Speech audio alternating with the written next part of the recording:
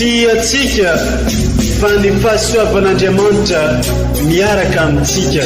Isika fa ny fahasoavan'Andriamanitra miaraka amintsika noho izy roa tsika sandrivaky sy asantsika miaraka aminy. Ny fianakaviana no taniketsa ipoiran'ny vocation. Déploie ton cœur et viens nous sauver. Délivre-nous de nous, délivre-nous de tout. Fa sisika tokoa fa ny fahasoavan'Andriamanitra miaraka amintsika. Sisika fa ny fahasoavan'Andriamanitra miaraka amintsika noho izy roa tsika sandrivaky sy asantsika miaraka aminy. Fa olo raika atikoatrantsika ao aminy, fianakaviana iray ao aminy, tsy misy efitrevitra. Ny olo no mampizara indraindray fa Andriamanitra i Jesoa lay mpiandrony tsara ran'olotra ny aina, olo raika. Ary ao amin'ny fiangonana, ao amin'ny eglizy dia sambatra tsika mahasapa an'izay.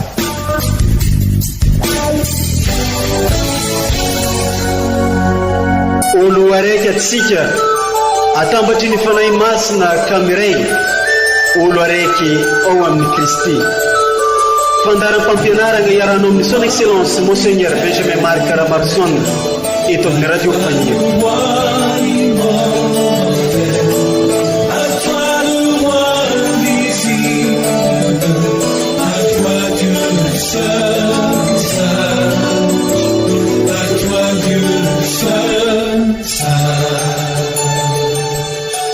Nisy famantarana lehibe niseho teny an-danitra dia vehivavy nitafy masoandro ka ny volana no teo antongony ary kintana 12 no satroboninahitra teny andohany. Nalaigny tao amin'ny Apokalipsa 12. Asesiky afaliagna ndraiky aravoagna no afaka miarahaba magnambola tsara korialy tsika jiaby agny tokatragno agny amin'izao vanim-potoagna lehibe izao 12 Aogositra fankalazagna magnetriketrika ny Masina Maria Virginy nampiakarigny agny an-dagnitry. Ary zegny lohahevitry lehibe zegny no aroson'ny eglizy amintsika niany etitsika makivaky ny fiainagnantsika, itadiavantsika ny tsaratsara kokoa agnarahantsika ny fampianaragna ndraiky lalagna ampianarin'ny Kristy atsika. Arak'izay ary ankasitragny atranetrany atsika zay mpagnaraka sy manjohy tsy tapaka ity onjam-peo mamitsika ity, satria onjam-peo natao ampitambatra atsika jiaby ologno araiky ary ho fagnitaragna ny vaovao mahafalin'ny Kristy amin'ny ologno jiaby tsy ankanavaka. Izegny lohahevitry lehibe zegny no entin'ny son excellence Monseigneur Archevêque ary amandrentsika amintsika ny famaboasagna ny tenin'Andriamanitra maro samihafa aroson'ny eglizy amintsika niany. Ka andao ary atsika hitandregny zegny ampanetrentegna amin'ny finoagna ary amin'ny fanantenana.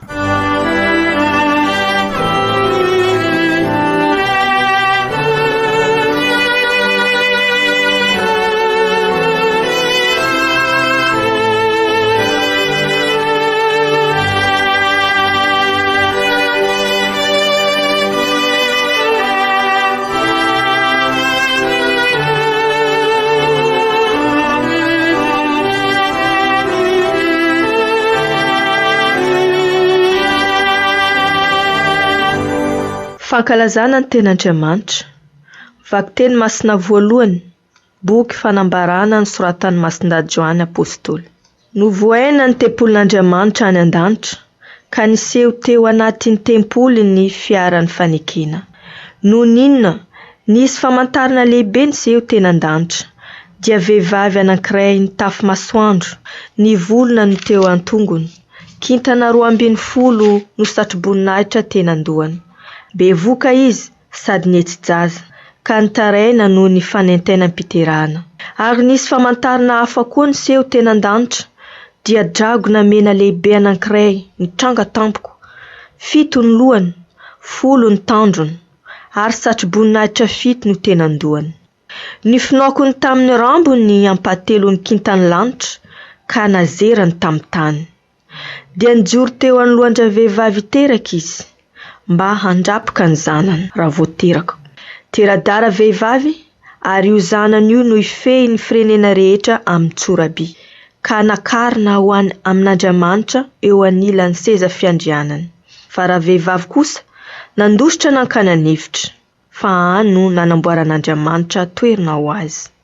Dia nandrefy mahery tany an-danitra aho nanao hoe ankehitriny dia an'Andriamanitra ny famonjena sy ny hery ary ny fanjakana, any Kristy koa ny fahefana. Izany ary ny tenin'ny Tompo, isaorana ny Andriamanitra.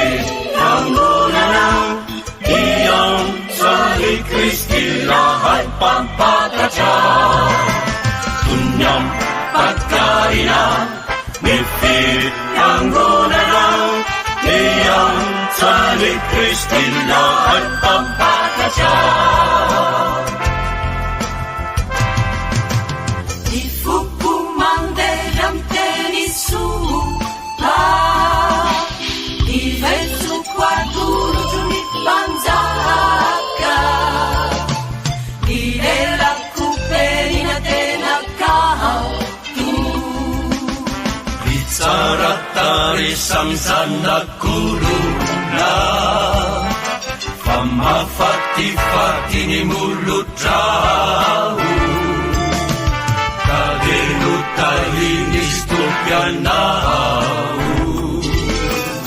Etarumi sabajari mageri sikiruni laza siambuni anda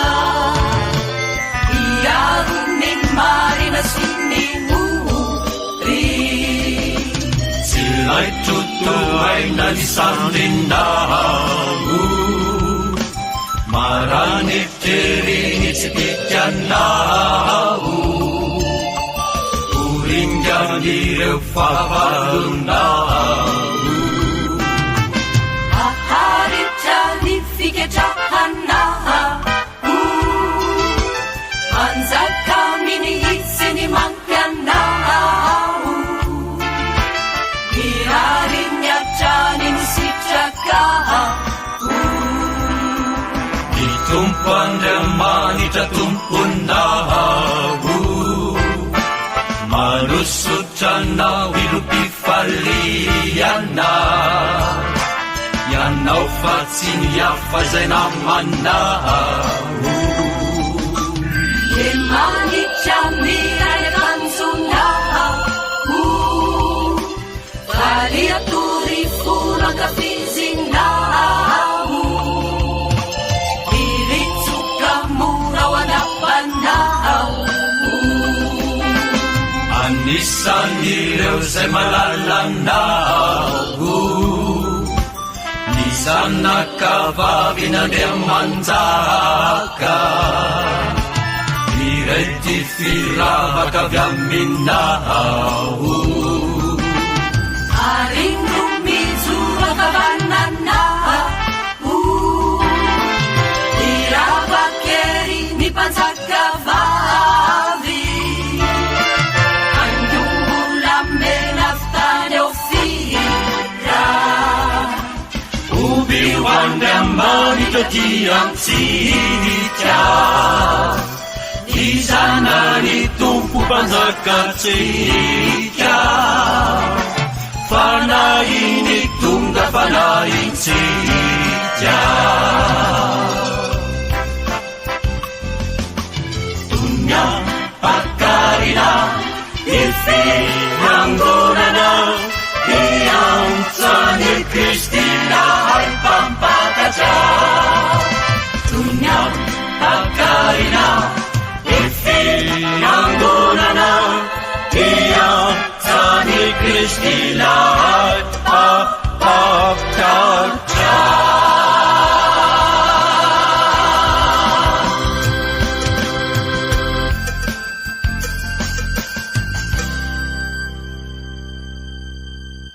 Teny masina faharoa. Taratasy voalohany masindapoly apôstôly ho an'ny kristianina tany Korinty. Ry kristianina havana, efa nitsangako velona tokoa i Kristy, ary izy no santatra izay efa nodimandry. Satria olona iray no niavian'ny fahafatesina, ka dia olona iray koa no iavian'ny fitsanganako velona. Ary toy ny hafatesan'ny olon-drehetra ao amin'ny Adama no haveloman'ny olon-drehetra ao amin'ny Kristy, fa manaraka ny laharany avy, i Kristy no santatra, vao izay ny an'ny Kristy amin'ny andro iaviany.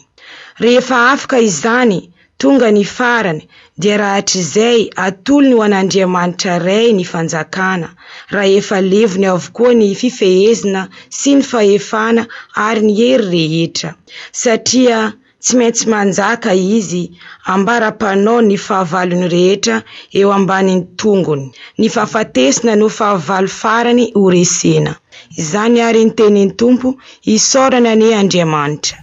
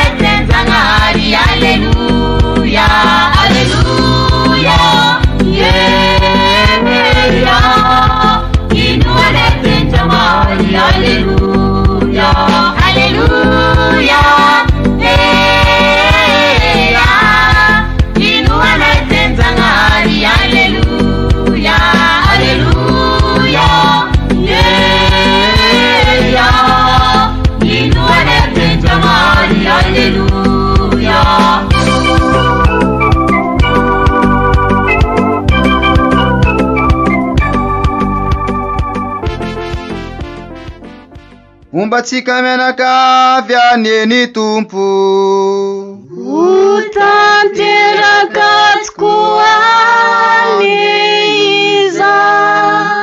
Evanjely masina nisoratany Masinda Luka, voninahitra ny ho anao ry Tompo.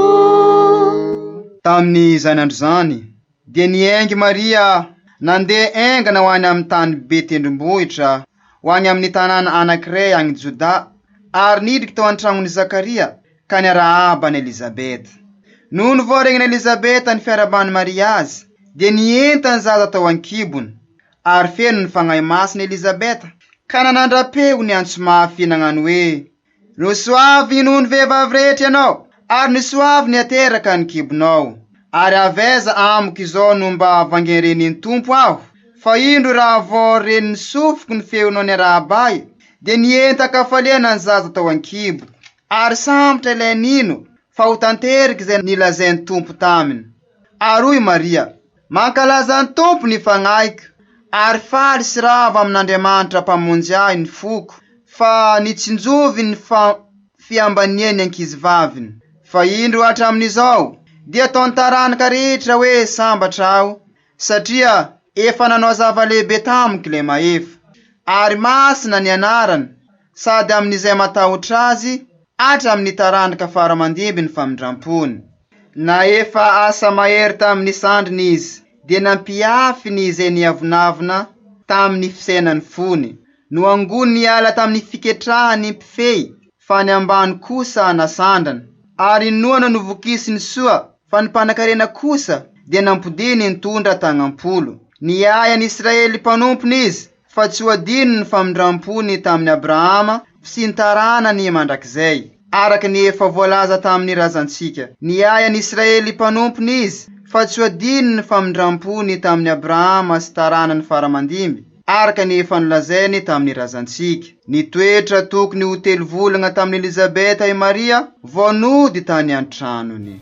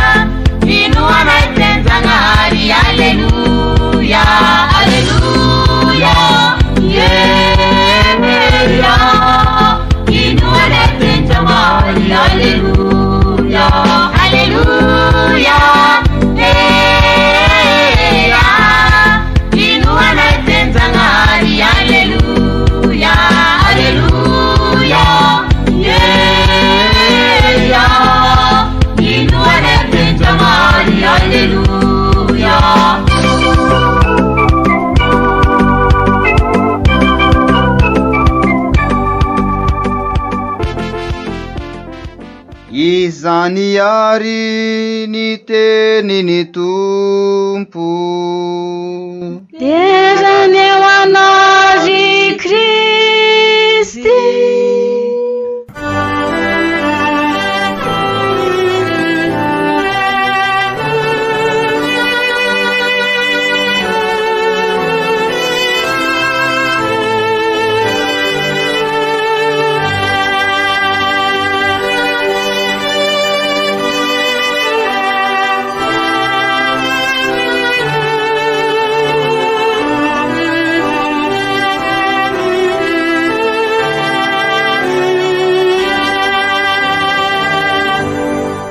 Ry kristianina ava malala, faly isika olo raika ziaby amin'ity andro 15 aogositra ty, satria andro fankalazana nampakarina any Masiny Maria an-danitra. Izany hoe olona iraira ray lio amintsika no tafita nampakarina any an-danitra ao anatin'ny asambarana tanteraka. Ka faly mifampiarahaba sika satria manapirofo izany fa tsy nofinofo ho ansika zao finoantsika izao. Ary i Masiny Maria tsy hoe lavitra atsika izy lasa any an-danitra zay, fa eo anivosika ihany koa miara-dalana amintsika. Ry kristianina ava malala, besaka ny mitady any mesiny hoe manofy ianareo kristianina, ary indrindra aza misy milaza mivavaka amin'ny Masiny Maria. Io no averimberintsika matetika, tsy mivavaka amin'ny Masiny Maria sika, fa olombelona mitovy amintsika Masiny Maria, kanefa nambinin'Andriamanitra manokana no ny fahasoavana nentin'i Jesosy Kristy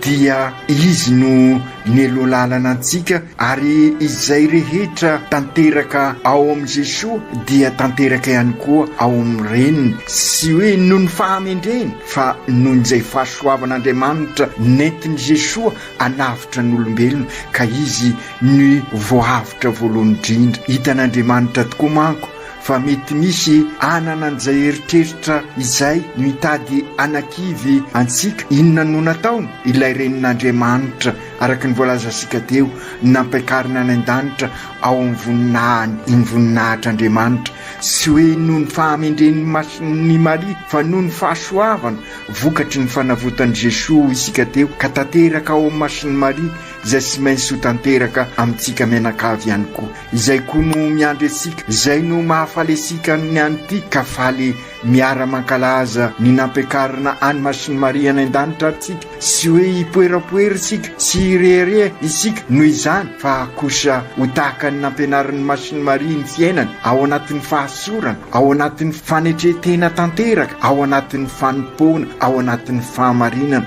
Ka okary ny fiainan'ny Masiny Maria no banjintsika bebe koa amin'izao fankalazana manetriketrika zao. Fantatsika hatramin'ny voalohany fa nosantarin'ny Masiny Maria ny fiainantsika manontolo. Hitasika izany raha nandray ny fahasoavana manokana izy nidinany fanahy masina, ary dia nitorotoronina tao amin'ilay Kristy mpanavitra antsika. Ka raha izay koa isika rehefa nandray ny batemy izay fahateram-baovao ansika, ka nandresasika ny fanan'Andriamanitra, ka tonga zanak'Andriamanitra isika ho anisan'ny fianakavimben'Andriamanitra, olo raika ao amin'ny ho frately tuty, ho mpiray tampo isika ziaby. Noho izany miaraka amin'ny Kristy ny fiainantsika, ary dia izay no entsika namamakivaky ny fiainana tahaka ny Masiny Maria niaraka tamin'ny Kristy, namakivaky ny fiainany hatramin'ny teo am-potry ny azo fizaliana, ary tsy nakivy azy aza izany sedra mafy teo am-potry ny azo fizaliana izany. Isika koa na dia eo aza ireny sedra sy fahasairana mety andalovantsika, ary mety anakivy antsika aza, misy amintsika noho n'izany fiombonana ao anatin'ny sedra zany no zary martiry, ary ny Masiny Maria mampianatra antsika izoro ho vavolombelona. Enitsika tamin'ny vakiteny voalohany fa ady sady dian'ny fiainana, araka ny voalazan'ny Apokalipsa 1:10 teo, ady natren'ilay vehivavy dia siza fa i Masiny Maria ilay nitafy masoandro sy volana teo amin'ny tongony, niady tamin'ny dragona sy tamin'ny demony, ady amin'ny rasy tsy nifakapanatoko ny fiainantsika, ary dia ho any amin'ny fiainana mandrakizay sika, ho any amin'ny fiainana misy ny fivelarana. Ary zany no ataosika amin'izao sinoda izao, mba ahafahasika miatrika sara ireny krizy maro zay miteraka ady, ka ireny dragona sy maintsy zeresika amin'ny alalan'izao fanatanterahsika ny sinôda izao. Ka izay nataon'ny Masiny Maria ary no ianarasika, sady niady izy no nyrosy tamin'ny diany, nefa sy niady rery izy tamin'ny lalam-piainana, fa teo ny famonjena sy ny famonjen'Andriamanitra ny tantana azy. Ary dia zay koa nitoko ho asika miatrika an'izao sinôda zao. Ary zay ry kristianina havana no ampianarin'ny Masindahy Paoly ansika fa izay misy an'i Kristy no misy asika, ka raha miaraka amin'ny Kristy isika, miara-maty aminy amin'ny fahotana, dia miara-mivelona aminy ary mivelona ny mahazanak'Andriamanitra isika. Ka zary Kristy mpiara-belona isika. I Kristy no santatra, vo izay any Kristy tahaka ny Masiny Maria, sy noho ny fahamendrena ho isika no nazahoan'ny Masiny Maria ny satroboninahitra any an-danitra, fa noho ny fahasoavana zay nofidianan'Andriamanitra azy ho renin'ny mpamozy, ary zay no maharenin'Andriamanitra azy. Ary io fahasoavana io dia averimberintsika sy noho ny fahamendrehany, fa vokatry ny fanavotany Kristy, ka ilay reniny no vo avitra voalohany. Nahazo an'izay izy araky ny tononkira ao amin'ny evanjely vondrenesika teo, ambarany mazava niaraka tamin'ny Elizabeta, fa maro ny zavatra sy sapany, ka mankalaza ny tompony fanahy izy. Ka ny fiainany manontolo dia ho fankalazana an'Andriamanitra, satria fantany fa namonjy azy Andriamanitra, ary dia ampianariny amin'ny alalan'io tononkira io zay fandaharam-piainan'ny Masiny Maria, zay fandaharam-piainantsika koa. Sy hoe irery isika amin'ny hoe kristianina, fa kosa hitondra fahazavahana, fanasina eo amin'ny fiainantsika, ary tsy ho rery isika amin'izany, fa miaraka amin'ny Kristy ka ampanatretena tahaka nataon'ny Masiny Maria. Feno fanatretena no ankalazasika sy iderasika an'Andriamanitra amin'ny fiainantsika manontolo. Na efa asa mahery tamin'ny sandrin'izy hoy Masiny Maria, dia nampiafiny izay niavinavina tamin'ny fisainan'ny fony, nahonga niala tamin'ny fiketrahany ny mpifety, fa ny ambany kosa nasandrany. Izay no tononkirany Masiny Maria, izay manambara ny fifikirany amin'ny famindrapon'Andriamanitra. Izay ny fiainan'ny Masiny Maria, io ihany koa ny lalam-piainantsika ry kristianina avy malala, ady sady dian'ny fiainana, ady amin'ireo dragona marobe eo amin'ny fiainantsika, izay mitady hanapotika asika sy miady rery sika ho isika tahaka ny Masiny Maria, fa miroso mandray an-tanana ranofo arasaina, ary sy miasa irery fa omen'Andriamanitra ny fahasoavana. Ary izay misy an'i Kristy no misy antsika. Santatra ihany ny Kristy fa isika rehetra raha miombona aminy dia ao amin'ny voninahitr'Andriamanitra ihany koa. Ka izay indrindra ry kristianina havana, izay no ezahsika amin'izao sinôda izao, mi-EOV Eglizy, olo velomin'ny batiny, miara-dalana, miombona, mandray an-tanana, zary missionnaire, zary tabernakle. Ry kristianina avamalala, fa izay voalaza asika izay no antony mahatonga asika miatrika izao sinôda izao, hanomana antsika amin'ny ady etresika amin'izao krizy izao, zay azo lazaina fa tena dragona mahery mila anapotika asika. Hitasika nefa fa resy ny Masiny Maria ny dragona matoky isika, fa mivavaka ansika Masiny Maria, miara-dalana amintsika izy amin'izao sinôda izao, mivavaka ansika tokoa izy. Ny tena dragona nefa ry kristianina havana, oka sarosika sy ny avy ety ivelany tena manapotika asika, fa ny avy anatsika mila mameno reo sazoa enina miaraka amin'ny Masiny Maria isika, fa indrindra efa kaiky tiany fotoana anatanterahsika ny fiankalazana ny fizanonana faharoa, dia ny fianakaviana Eglizy kely miara-dalana, miaro sy mikolokolo ny tontolo iainana. Anio ihany koa dia androm-pahasoavana antsika eto anivon'ny dioseze, satria anio no mandray ny fanamasinana ho pretra ireo diakra, nandray ny anso tahaka ny Maria izy ireo, ka iraina hitondra ny Jesosy eo anivon'ny mpiarabelona. Izy ireo sy isika miaraka aminy no Kristy mpiarabelona, ka isika ho tabernakla velona. Fahasoava-dehibe izany, satria manambara fiombonana amin'ny Jesosy, ka marina tokoa ny voalazan'ny Paoly, izay misy any Kristy no misy asika, ka na dia ho aza ny mety sedra sy fahasairanana hatramin'ny fizaliana azy dia afaka miroso ohatrantsika. Fampianarana lehibe ho an'ireo noamasinina ny adiny itren'ny Maria ka nandreseny an'ireo dargona. Oko vonona ianareo izay namasinina fa sy tany malemy anorenam-pangady ny finoana araka ny averimberitsika matety sy ny mahampirehetra fa tany lonaka iasan'ny fahasoavan'Andriamanitra. Ka raha iasana izy dia mila faharetana, mila sedra, mila ady mafy ary mila ezaka maro isan-karazany. Ka izay no ady lehibe ary averimberitsika ihany koa fa sy fonksionera ny pretra fa mpanompo mahafoy. Ka izay koa no ady sy maintsy atrehana ihany koa. Ry Jesosy Kristy Tompo nampiakarina amboninahitra any an-danitra i Maria reninao sady reninay, ampitondrainay azy ary izao vavaka izao, izao fiainana izao fankalazana irana manao izao. Ka omeny anao ilay zanany malalany, izy koa ny ampianatra anay amin'ny fiainanay, ampianatra anay izay fantatrao fa sy maintsy lalak'izoranay, sy maintsy hiatrika ady maro samihafa izahay ary tsy maintsy miroso lalindalina kokoitrany na dia mideza aza izany lalana sy maintsy andehananay izany tahaka ny nataon'ilay reninao nandeha namanga ny Elizabeta. Na dia io aza ny fisapahana ry Jesosy Kristy zoky, mety mitondra fahoriana, mety mitondra fizaliana, fantatra efa ny hafaliana ny tanjona asambarana ao aminao. Ka na dia io aza ny tebiteby sy ny ahiahy tahaka ny nananany Masin'i Maria dia matoky izahay rehefa mibanjina sy mankalaza an'izao andro lehibe nampakarana azy any an-danitra izao dia mitanjonao anay dia ao amin'ny asambaranao. Ka mpio ary zahay anahaka ny Masin'i Maria eo amin'ny fiainanay ka ho tabernakla velona ny izahay ka hiara sambatra aminao miaraka aminy any an-danitra. Aoko tanteraka izany amin'ny anaran'ny Ray sy ny Zanaka sy ny Fanahy Masina. Amen.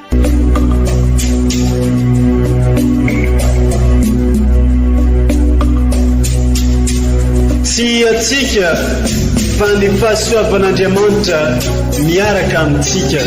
Isika fa ny fahasoavan'Andriamanitra miaraka amintsika noho izy roatsika sandrivaky sy asantsika miaraka aminy.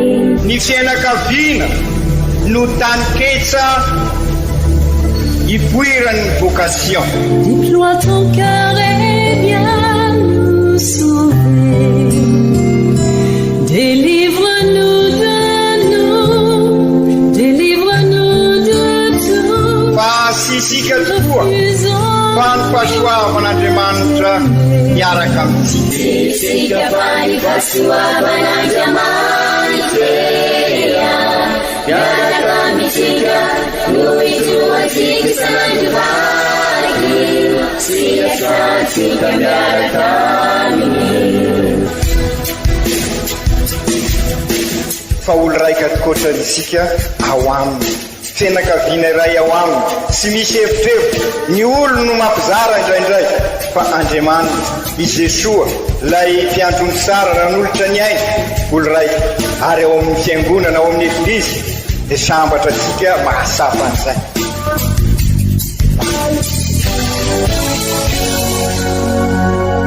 Olo araiky atsika atambatry ny fanahy masina kamiray, olo araiky ao amin'ny Kristy. Fandaram-pampianarana iarana amin'ny son excellence Monseigneur Benjamin Marc Caramarson eto amin'ny radio Fania.